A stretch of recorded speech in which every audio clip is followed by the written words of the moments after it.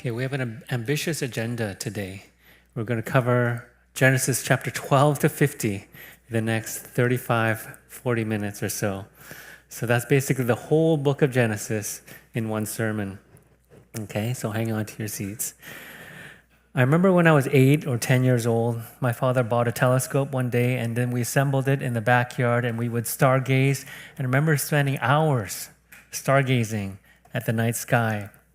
But I remember it was difficult at first to get used to using the telescope because this was a powerful telescope, maybe like 200 times the magnification. And so when you look into that telescope, you see something that's magnified 200 times. So if you're looking up at the sky, you see the moon or a constellation or a star or planet, and you want to find it, when you look into that telescope, you can't find it because it's magnified 200 times. The detail is very great, but the field of vision is very, very narrow.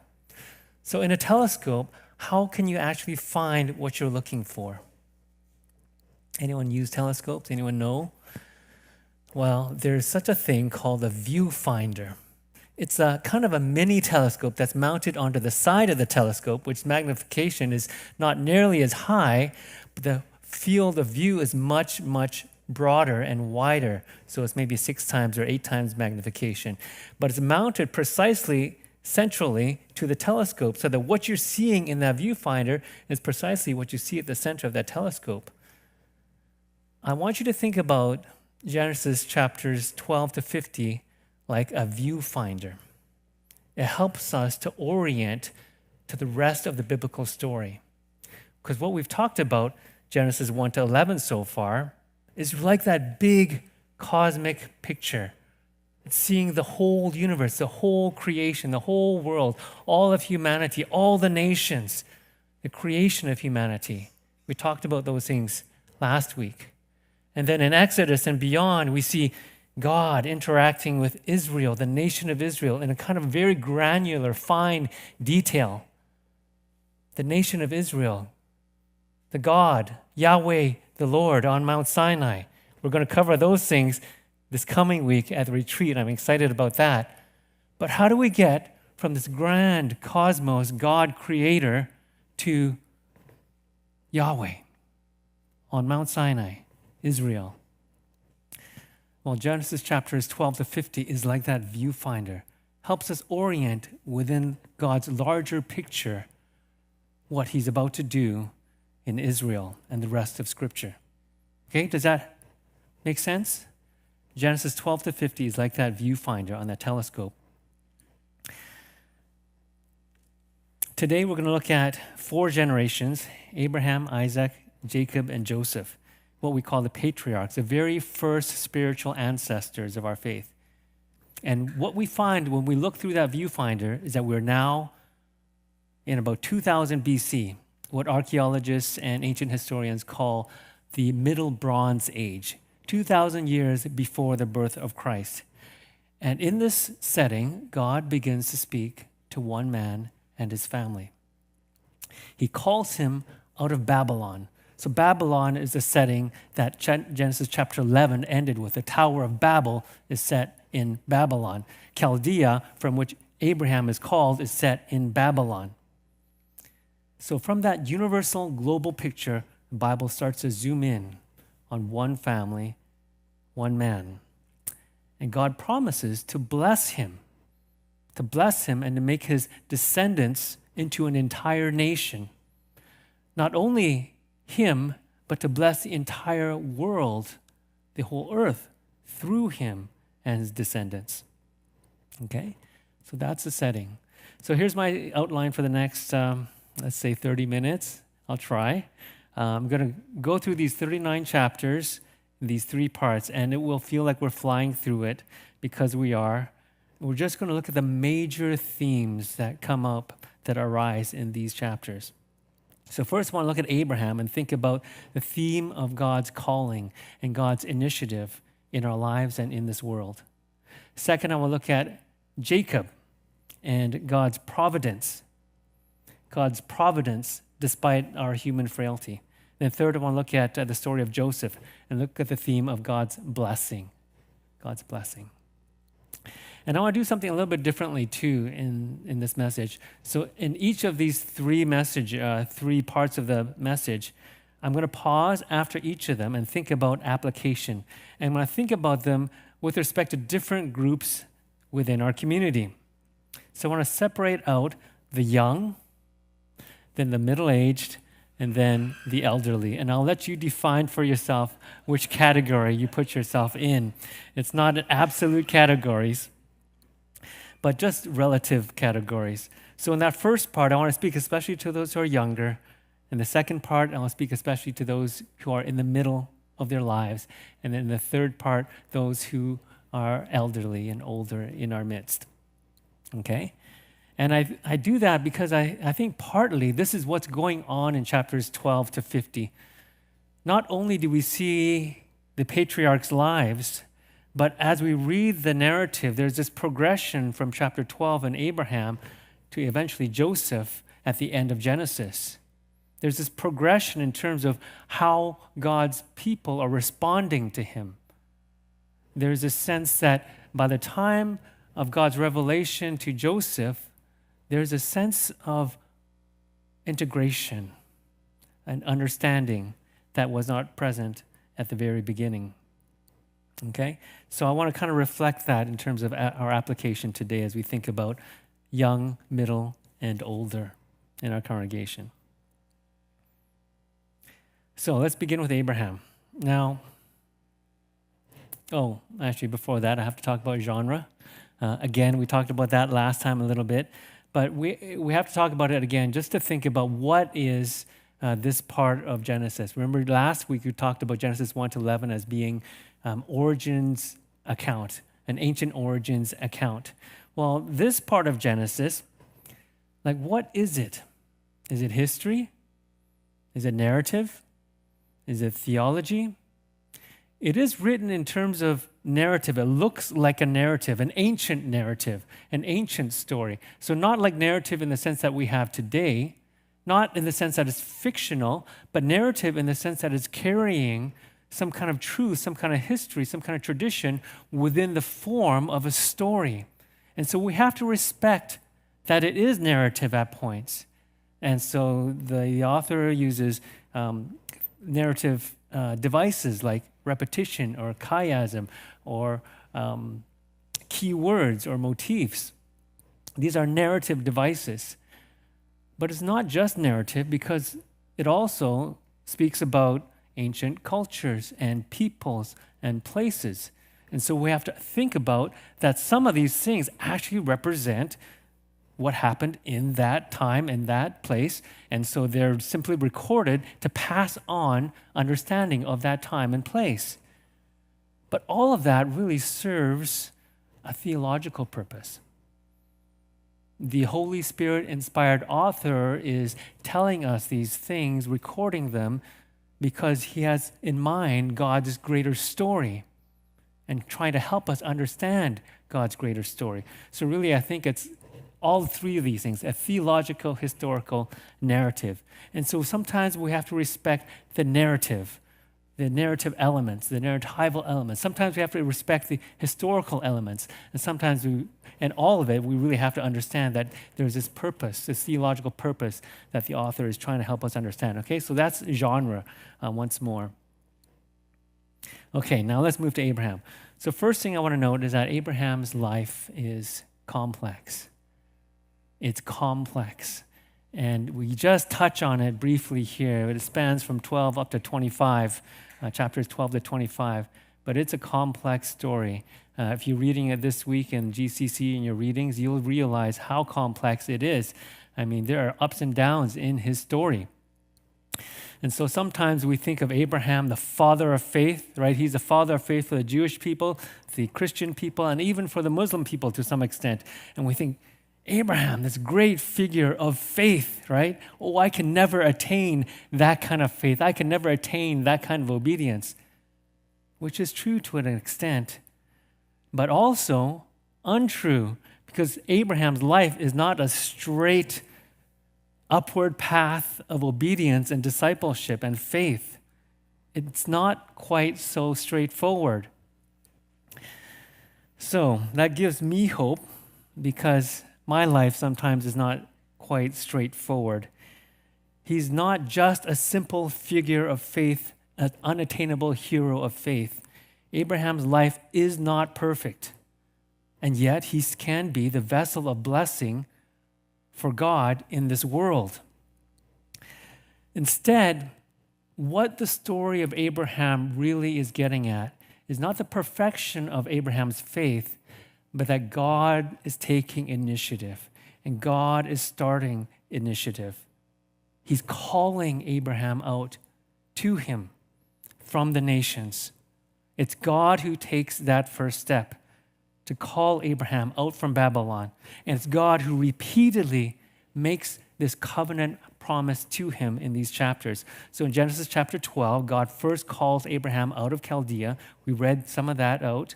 Sorry, we didn't read that out. I just had it in my mind. But in Genesis 15, which we did read out, God comes again to Abraham, this time in a vision. And then this covenant is formalized in that chapter. And then in Genesis 17, God appears to him again and reaffirms that covenant. So again and again and again, God is taking the initiative and reaching out to Abraham and initiating this covenant, this relationship with him. And by Genesis chapter 17, the text says that Abraham is 99 years old. His wife, Sarai, is 90. Now, whether you read those numbers as historical and scientific or whether you read them as figurative and symbolic, doesn't matter. The point is, they're well beyond childbearing years. Well beyond childbearing years. And Abraham and Sarah's response, what is it in chapter 17? It is to laugh. They laugh at God's covenant promise because they cannot believe it'll happen. They see their bodies, they know what they're like biologically, and they can't believe that God will make this promise. In 15, it says God makes this covenant with him, and Abraham believed. In 17, they laugh in the face of God's promise, the father of our faith. But in a sense, it doesn't really matter because this is God's initiative. This is God's calling. It's not about perfect obedience and perfect faith. God chose Abraham, not because Abraham was perfect, but because God had a purpose to accomplish in this world. He was doing something in this world. Right? Genesis 1 to 11 is that backdrop. We see what happens in that early understanding of what is going on in the world. And by chapter 11, we know that the world is not as it should be. There is brokenness, there is sin, there is strife, there's arrogance, there's pride. But the point is that despite the brokenness of the world, things are not unsalvageable. In fact, that's exactly what God is doing in Abraham. He's trying to salvage, he's trying to repair, he's trying to fix what is broken. So God comes to Abraham and makes this promise. And finally, in chapter 21, a son is born to Sarah. Now, what's interesting to me is that we get this snapshot at the end of Abraham's life in chapter 22. Isaac is actually born in chapter 21, but we don't see any response from Abraham or Sarah in terms of what happens right after Isaac is born. There's this kind of gap in the narrative, intentionally so. Instead, what we see is the response years later in chapter 22. We see Abraham and his son. We don't know exactly how old. But once again, the threat to this promise emerges again. So we've been reading in chapters 12, 15, 17, there's this threat to the promise. Part of the promise is God will give him children. God will give him land. They will become a nation. So the blessing is twofold. It's one that you'll have children, one you'll have land, and then it comes under threat in various ways. So the first episode right after chapter 12 is that after Abraham receives this blessing, there's a famine in the land. And what does he do? The promised land that God has given him, he leaves it, he abandons it, he goes to Egypt. So therefore, the threat is under promise. The second thing that he does, what does he do in Egypt? He gives his wife, Sarah, to Pharaoh because he's afraid for his own life. So land and children both under threat, right? The promise that God has given them. Now the threat comes again to this promise, but it's not because of his disobedience now in chapter 22. The threat comes actually because of Abraham's obedience.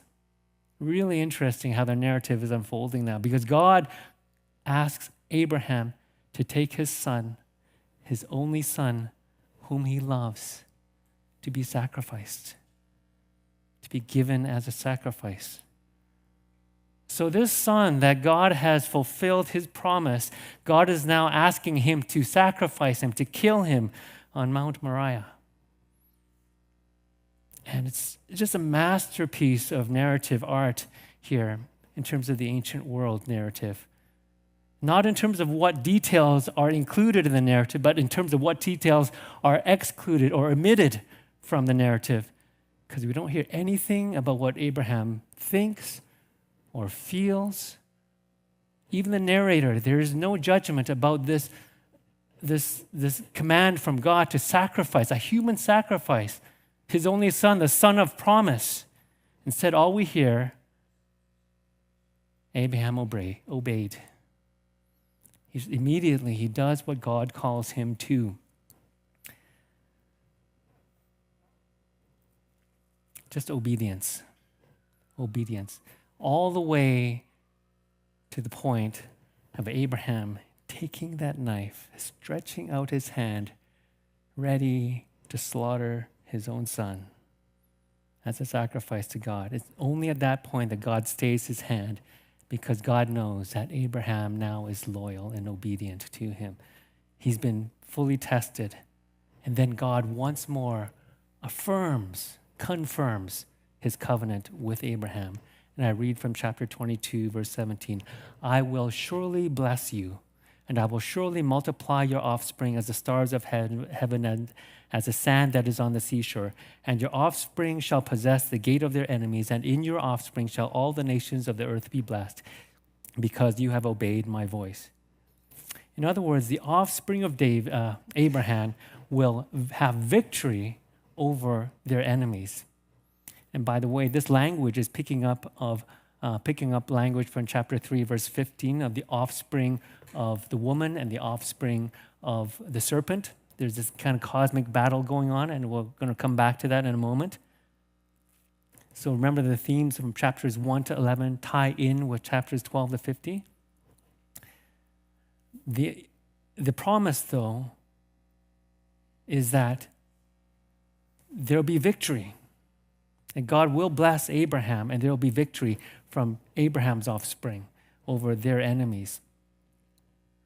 Okay, so that's the first scene that we have, Abraham. And here's my first application, especially to those who are younger, especially in the first third of your lives, I would say. And again, I speak in relative terms, not absolute terms. So if you're young at heart, continue listening, please. But I think one of the things that we can take from Abraham's life is this theme of calling. Especially in that earlier part of our lives, we're often trying to figure out, what is it that I'm meant to do? Who am I? My identity? What am I meant to do in this world? Well, I think the challenge for us is really hear and listen to what is God calling us to do. What is God calling us to? What has God made you to do? I think sometimes we may get into a mode of just automatic life, and we kind of slide into, we go to school, we get a job, we get a family, raise a family, and these are all good things, wonderful things. But sometimes we lose sight of that bigger picture of what God wants for us within the context of our lives. What is God's calling for our lives? Not just in terms of ministry, although that is true, but God's calling on your particular life to follow Him, to follow Him. He's constantly speaking to us, constantly calling out to us to follow him to a greater purpose, one in which he will bless us, and one in which he also wants us to bless those around us. So practically a few things. I think, first of all, identify your God-given talents and passions. How has God made you? How are you wired? Understand yourself, your passions. Okay. 2, listen to counsel from those who are mentors, friends, and family. They can often see blind spots that you may not be able to see about yourself, about your passions, about your life situation. 3, be attentive to needs around you, especially those things that kind of tug at your heart. You think, oh, I wish things were differently in this part of the world or in this part of my life because something is wrong here. Think about those passions in your heart. Be attentive to those. And of course, pray, be prayerful about this whole part of your life in terms of purpose and calling.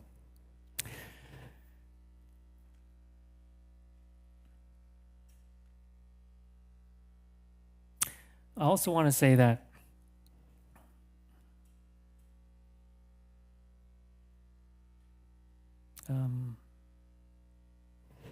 fourth or fifth, I'm not sure which one it is here. That's why I'm a little bit confused here.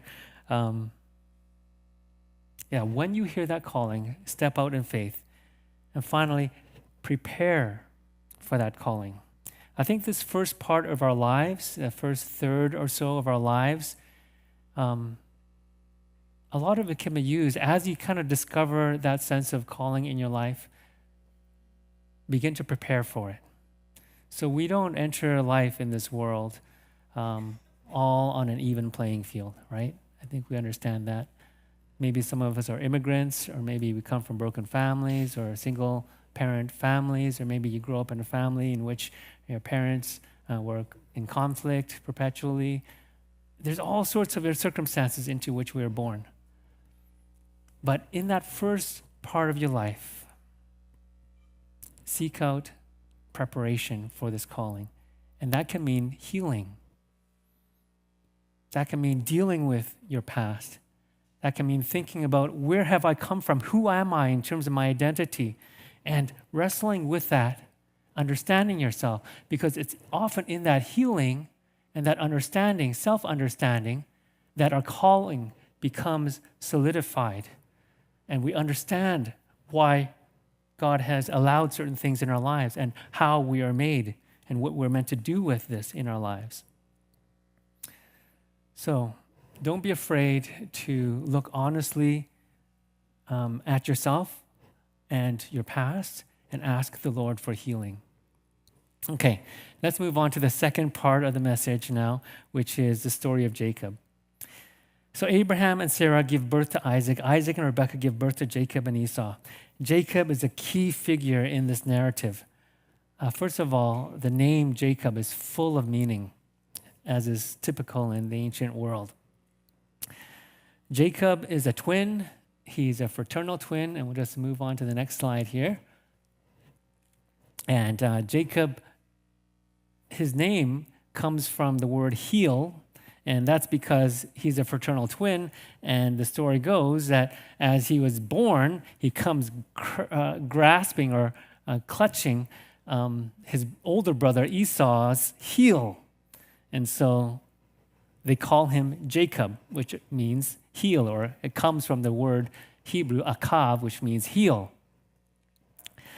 But it also has lots of other connotations in Hebrew, because heel can also mean behind you or back of you.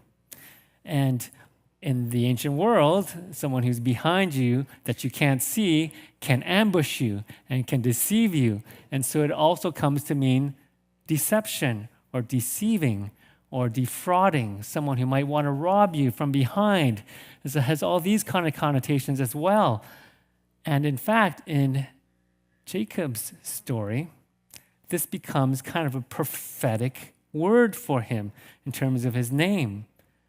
Not only is he clutching at Esau's heel as the older brother, but in two instances, he's this kind of a manipulative, deceptive, tricky figure in which, first of all, he manipulates his older brother to sell him his birthright. He was the older brother, and in the ancient world, the birthright meant that you had certain privileges, among which was you had received twice the inheritance as all the others. But more importantly, the birthright, in this context of Abraham's story, represented the blessing that God gave Abraham and would give his descendants. So, on the one hand, Jacob manipulates and tricks Esau into selling him his birthright, and then later on, he deceives his own father to bless him in place of Esau. He's pretending to be Esau and receives his father Isaac's blessing in place of him. So he's this kind of a deceptive character that lives out his namesake. And in that day, blessings were seen to be extremely significant. They're not just words that are spoken over somebody, but they had the power to bring reality about.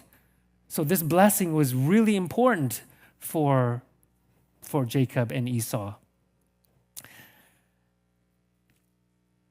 But here we have to think about it's important for us to think about what genre we're talking about again, because this is narrative, theology, and history, right? Jacob's actions are not endorsed. Like, nowhere does it say that Jacob was good because he did these things. But neither is it condemned. It simply is stating it as it is, a fact. This is how Jacob received the blessing. He's the younger brother, and yet he received the blessing that the older brother was supposed to get. So the point is not about Jacob, and the point is not about Esau necessarily. They're both very flawed individuals. Esau, right, he gives up his birthright just for a bowl of soup, just to satisfy his own appetite. And it says, actually, he doesn't value his birthright at all. And so Jacob is very flawed, and Esau is very flawed.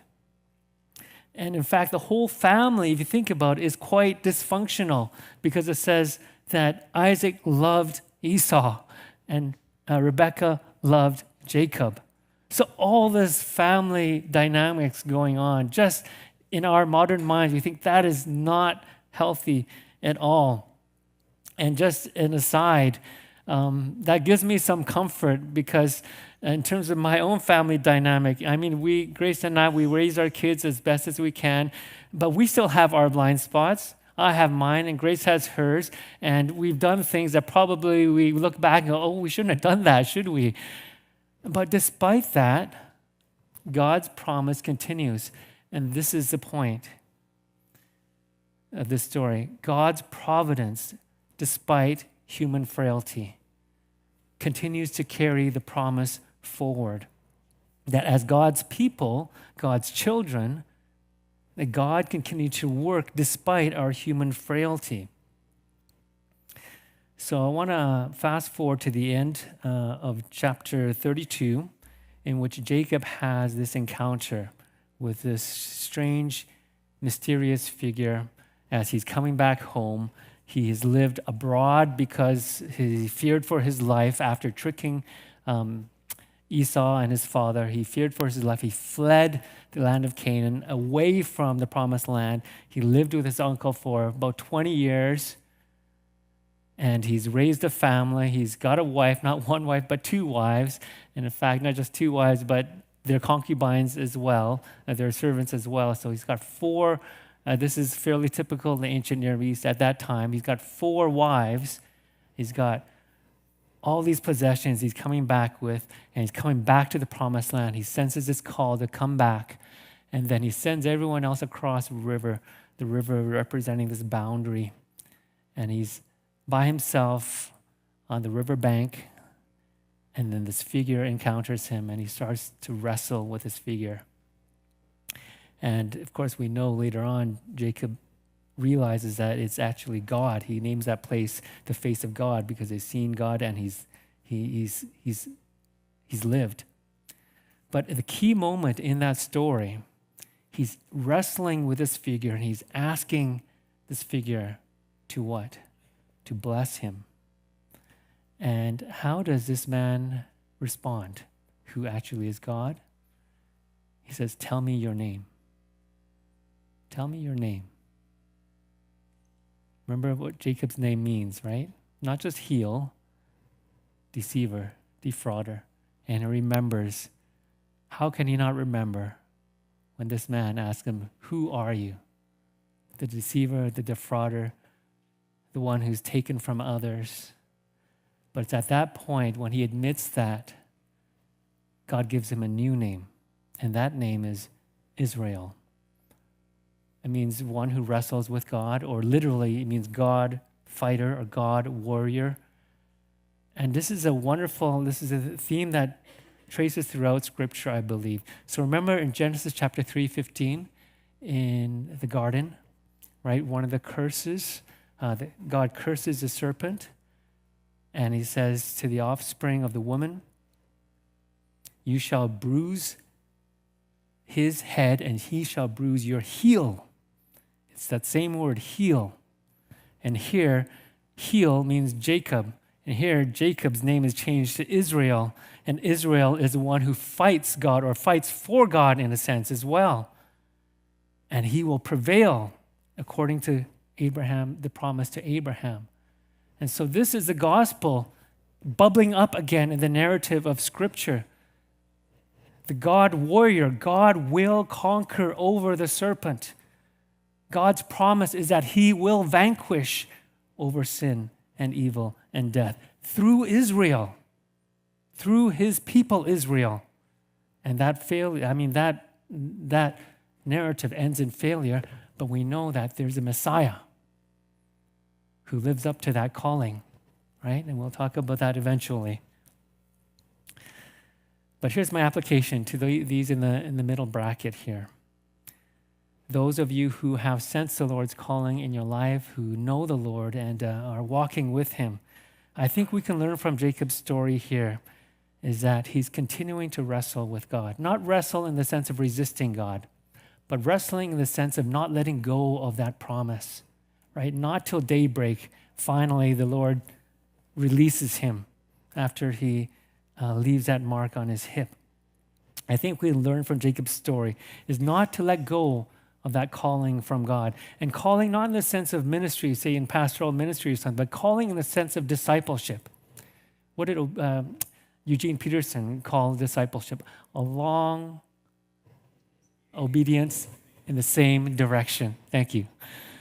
A long obedience in the same direction.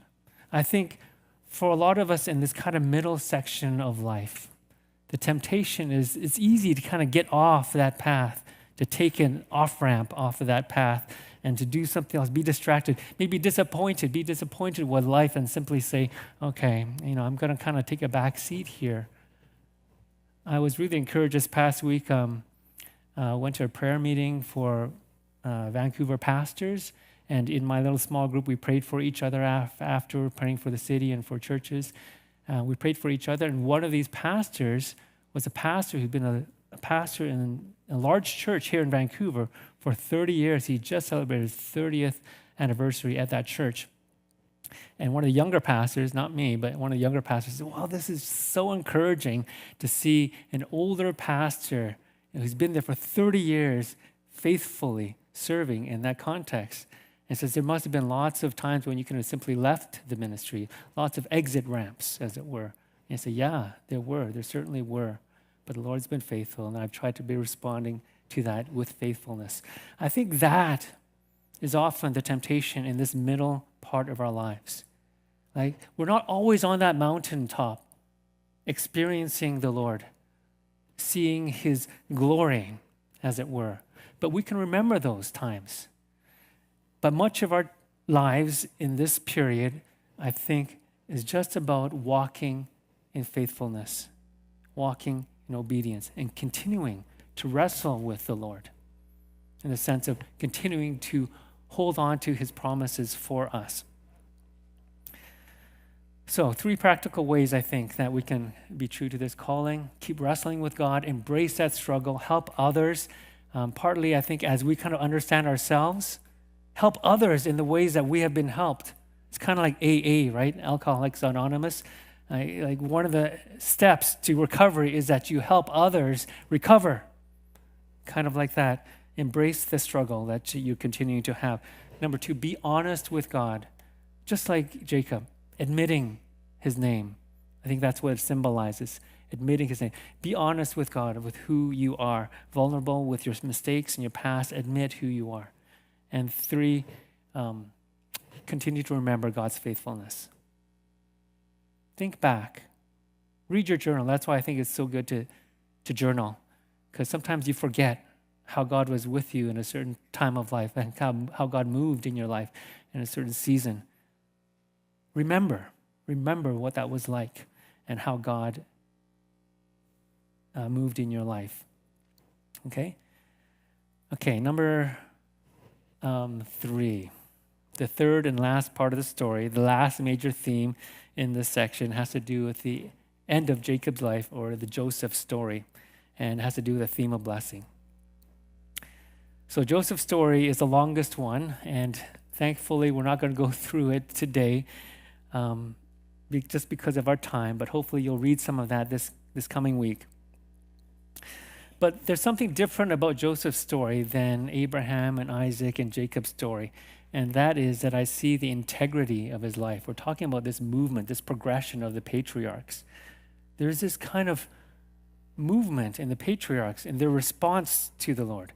So Joseph, in his very young age, he's kind of proud, and he has these dreams, and then he showcases them. But that leads to a life of great trauma for him. But how does he respond to this trauma in his life, being a slave in Egypt? He's a man of integrity, in fact. And he climbs the ranks in the Egyptian hierarchy as a foreigner. And then he's thrown into prison. Again, trauma or trouble. And then he continues to be someone who helps others, a person of integrity.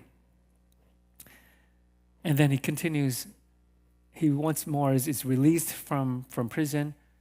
And in that context, Joseph, now a foreigner in Egypt, is able to bless Egypt.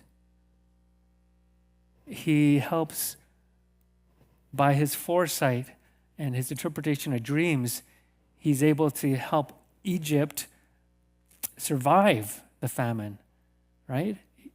He blesses them with his gifts. And not only Egypt, but also the rest of his family. God miraculously brings them to Egypt, to him, and he helps them survive. And therefore the story, the promise, can continue. And here's another part of the blessing that happens, that as Jacob comes down to Egypt, he meets Pharaoh, the king of Egypt, and what he does is actually he pronounces this blessing over Pharaoh. Why is that significant? Here, this promise is starting to be fulfilled. Here's Jacob, Israel, blessing Egypt, blessing Pharaoh. And think about that for a second, because we may gloss over this fact that here's Jacob towards the end of his life, his frail, broken body, speaking blessing over the king of Egypt, the most powerful nation, the superpower at that time. Who is Israel? Just a small tribe, a group of nobodies, right? Coming into Egypt as fugitives, in a sense. He is blessing Pharaoh. And then Jacob, at the very end of his life, blesses his sons, his 12 sons, and speaks these prophecies on what's going to happen in terms of their nation. The nation is beginning to expand and to multiply and flourish. And it's in Egypt that they begin to flourish. And then that leads to the next stage, which really is God's direct interaction with the nation of Israel. So here's my application.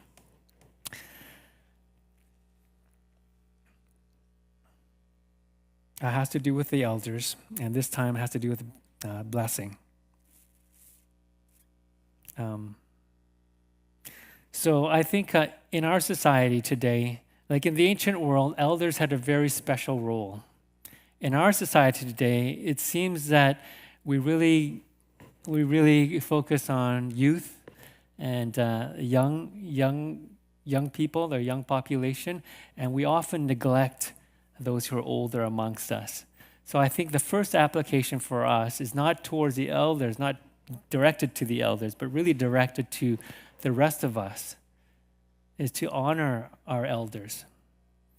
Eldership in the ancient world was something valuable because they passed on through tradition. They represented wisdom and experience.